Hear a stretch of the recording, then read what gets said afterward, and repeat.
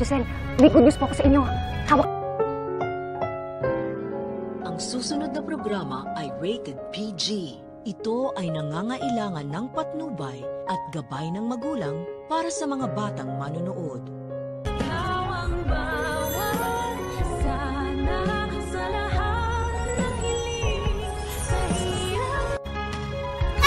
Those handcuffs really suit you, Mona.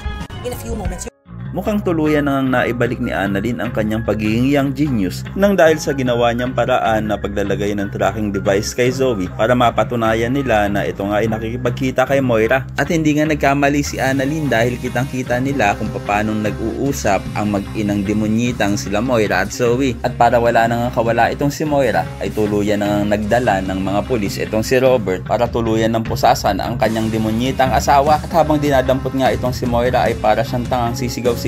At sa sobrang saya ni Lynette ay agad niyang tinawagan si Giselle upang ibalita dito ang good news. Kaya naman agad-agad ring pinadeport ng Korean government itong si Moira at dito nga mabilis pa sa alas 4 na nakabalik siya ng Pilipinas at hindi na nga tuloy ang kanyang plano na manirahan na sa ibang bansa for good na iba na ang kanyang pagkatao. Para nga lang nagtapon itong si Moira ng ₱1,000,000 para lamang sa kanyang palpak na plano. Kaya naman agad ihaharap ng mga pulis si Moira kay Giselle at hindi na mapipigilan pa ni Giselle na sampalin ang bruha. Sisiguraduhin daw ni Giselle na hindi na makakawala pa at makakatakas itong si Moira at habang buhay na itong maniniraan sa kulungan at ihimas ng malamig na rehas. Pero sa halip na magpakumbaba itong si Moira ay sisigawan niya po si Giselle at magiging palaban pa ito na hindi daw siya nasisindak sa mga sampal ni Giselle at once na natanggal daw ang kanyang mga kamay sa posas ay sasampalin rin daw niya si Giselle na mas malakas pa sa ginawa nito. Sa kabilang banda, ito namang si Carlos ay susuhulan ng abogado niya upang hindi daw madamay ang kanyang pangalan sa kaso nung si Dax. Kaya naman kung isa ka rin sa mga natutuwa dahil sa wakas ay nahuli na si Moira ay pakilike ang video na ito and don't forget to subscribe.